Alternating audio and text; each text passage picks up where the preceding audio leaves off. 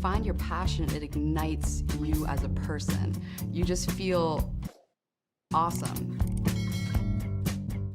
Hello, my Jiu-Jitsu sisters. What is going on? We're just gonna talk about Jiu-Jitsu and eat a little burrito. I love these things. These are so good. All right. Oh, I got a question. And the question was, what do the different belt levels mean in Jiu-Jitsu and how long at each?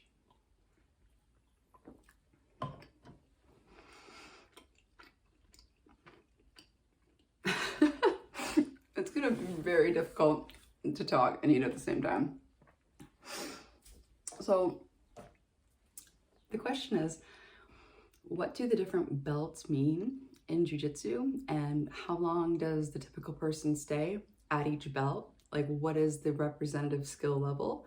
And also, like, how long was I at each belt? Like, what is my experience in relation to this? And so I'm going to explain it to you how my first coach explained it to me. And we are going to use that as the basis for explaining everything, even what systems Jiu-Jitsu looks like a systems-based approach that people most the person most popularly related to it is John Danaher. If you look at any of his how-to videos, he takes a systematic approach. So it's like, enter the leg lock system. Yeah. All right.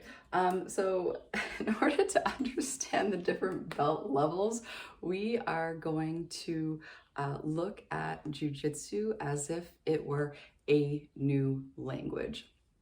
So the different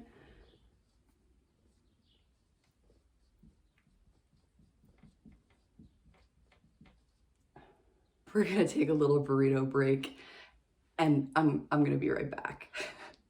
All right, we are back and burritoed up and ready to go. So think of the techniques as words. So each technique equals a word. So at white belt,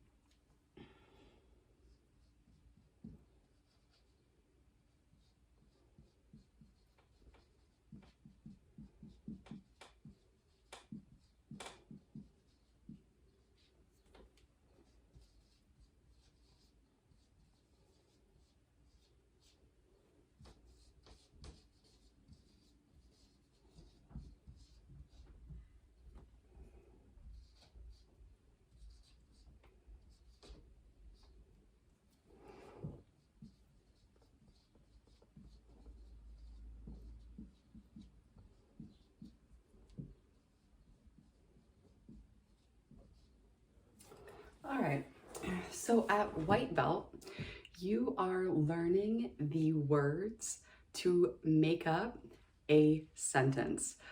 So for example, I know some French, so you are learning how to say, je m'appelle Crystal. You are also learning how to ask, tu t'appelles comment? And then reply with, je m'appelle Crystal. Okay? Now, this is knowing how to do it is the knowledge, okay? That's the knowledge portion. So when you go to class or you watch a video, this is the knowledge. It is knowing how to say the phrase, je m'appelle Crystal, when you are not under duress, meaning with a lower level of pressure. Now, if you wanted to translate that into skill, it would be you would have to say, my name is Crystal, under duress, meaning under pressure. So you would have to remember how to say, je m'appelle Crystal, while standing on one leg, balancing a ball, and somebody lit your shoes on fire. And depending on the intensity of the roll, maybe the house that you're standing in is also on fire too. So that is the equivalence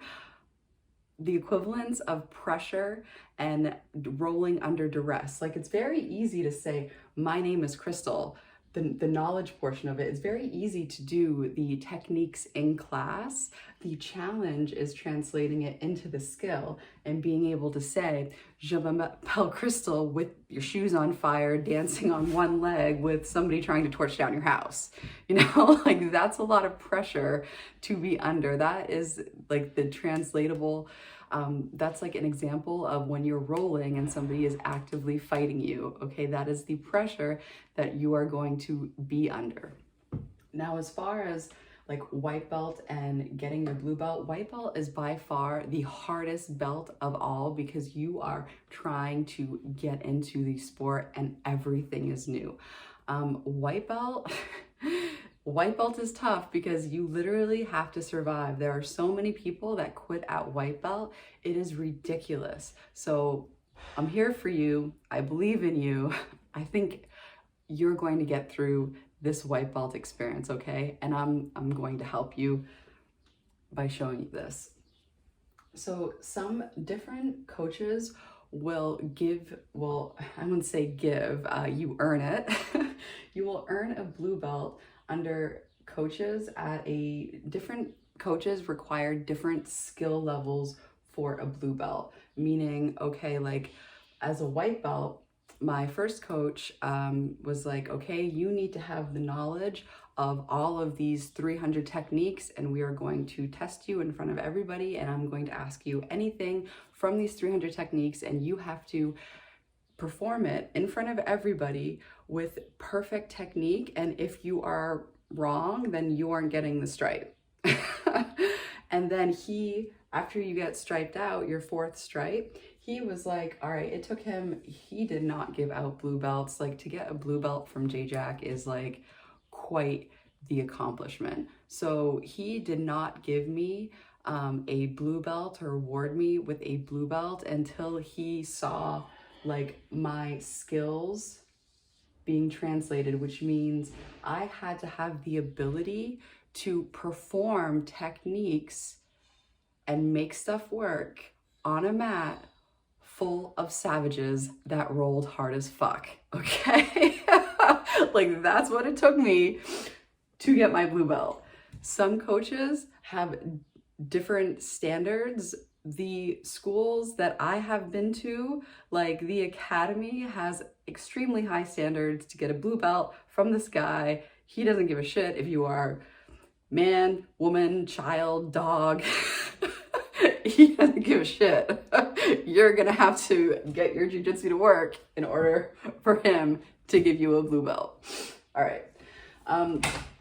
So that's the difference between knowledge and skill. You know, to be able to translate this sentence for a blue belt, you're going to have to say these sentences when you are under extreme pressure and when you are under duress.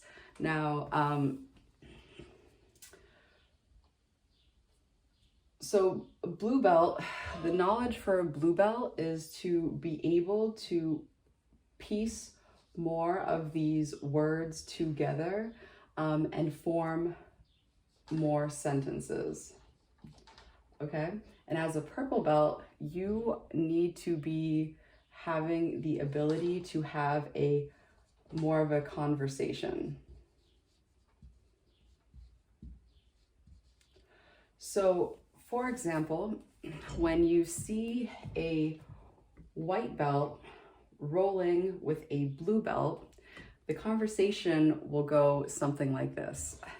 The blue belt will ask the white belt, "Tu t'appelles comment?" The white belt will say no. The blue belt will then ask, "Comment tu t'appelles?" And the white belt will then reply, "No." Like, that is what it's like when a white belt rolls against a blue belt.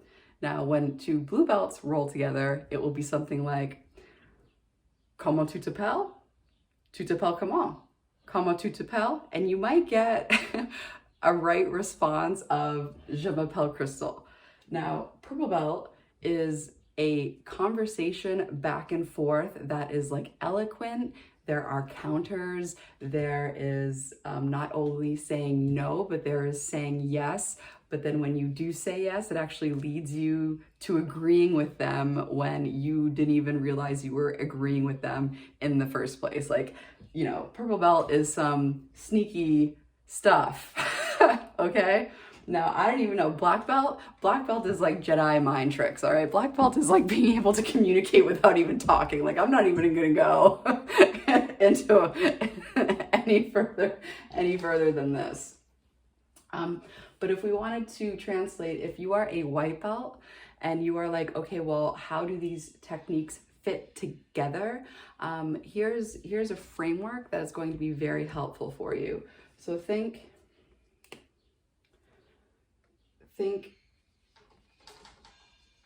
escape plus an improvement in position plus a submission.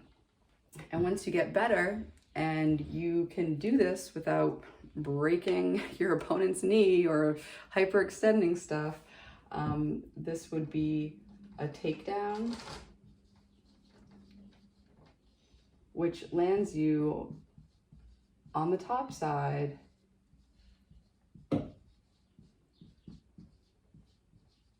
So this basically is the equation that you could then replace. This is the framework, okay? Where you can replace any of these words, any of these techniques into these categories. Now, as far as systems go, to teach Jiu-Jitsu in a systematic way means to teach Jiu-Jitsu in the form of sentences. Traditionally, like how some Jiu-Jitsu may be taught is like, okay, here are some techniques. Now you have to figure out how to make the sentences. It's like teaching somebody, okay, this is how you say name, this is how you say crystal, this is how you say good morning. Now you figure it out. Versus teaching Jiu-Jitsu in a conversational way and teaching the words that make up the sentence so that the person has a higher level of understanding and can understand Jiu-Jitsu in a more efficient and effective manner. If I got taught, you know, name one week, crystal another week, and my name is the third week, and then had to put it all together, that would be a lot more complicated and inefficient than if I was taught my name is Crystal week one with all of the movements put together in a way that like made sense. All right, so as a white belt, what is your mission? Your mission is to learn words that you will use on a daily basis. It's like when you first learn a language, your language is going to have like, my name is Crystal. How are you? I am good, right? This is your how are you? I am good. What is your name? My name is, that's the equivalent, okay? If you are a white belt learning these complex words and you don't even have like, my name is Crystal, but yet you can say complex words, or you have the knowledge of complex words, like that's not going to do you much good, because you're going to be on the mat and you're not even going to be able to like know where the bathroom is, for example. You know, it's like you're on the mat in a foreign country and you won't be able to like do anything that's that will serve you. Okay. And as far as like my journey, so it took me, I think it was like 2.5 years to get my blue belt, because I came from a school that, you know, to get a blue belt from JJAC is like an accomplishment.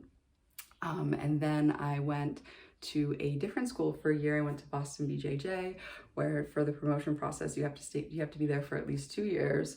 And then now I am at a new school, and the owner of that school actually started with my first coach. Like he started there like before I was there, obviously.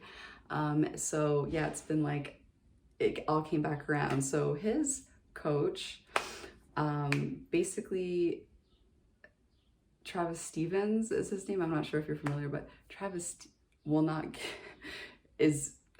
does not give out belts either. He just gave out his first black belt to a practitioner named Frosty. I don't know if you're aware of these names, but basically, if you have somebody that you know, does not give out belts, you're going to be at that belt level for a while.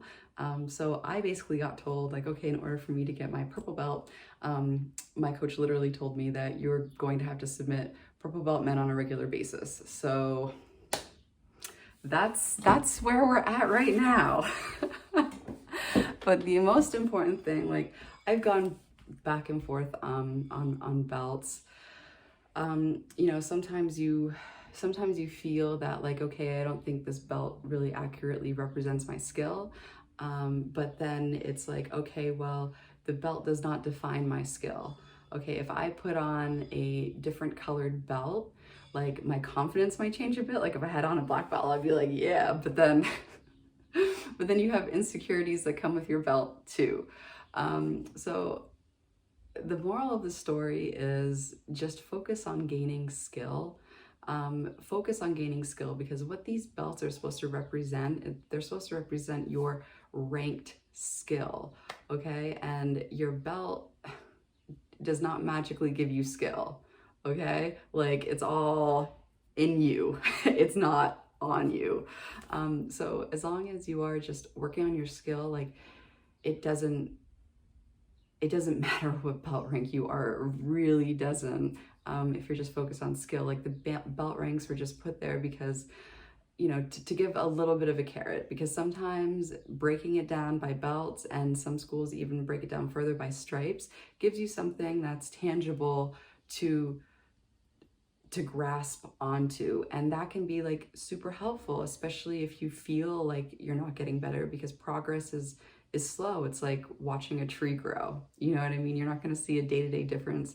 You may see a little month-to-month difference, but, you know, it's slow and steady wins the race. So, all right. I think that was everything. So basically, yeah, at purple belt, you're able to, your jiu-jitsu is more like a gentle art when you're approaching purple belt, because you're able to do things, like, without a lot of force, because you know the correct answer to the question. For me, like, at white belt and at the beginning of blue belt, I tried to force the conversation.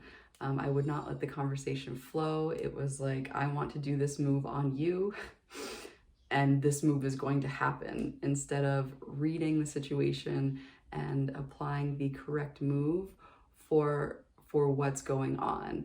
So my advice to you as a beginner is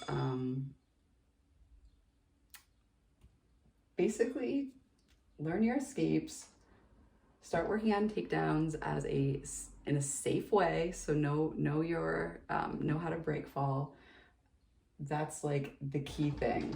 The key things is learning how to escape. And then you can work and know multiple escapes. So that way you can chain your escapes together. Because when you do an escape in real time, it's not just like what you see in class of, like, okay, let me do one rep and I'm done and I've escaped. No, it is trying multiple things over and over and over. It is going back and forth between techniques. It is, like, you're not going to get it on, like, rep 1 of rolling. It's gonna take a little bit more. But all right, so thank you so much for watching. I just wanted to leave you with some positive words, because I know when you start jiu-jitsu and that journey through white belt is hard as hell, especially if you are the smallest on the mat in a land of giants, you know. And if you talk shit, you're probably going to get smashed. But I just want to say that I believe in you. You're doing very well, and just keep on going to class, keep on showing up, keep on training. All right, bye.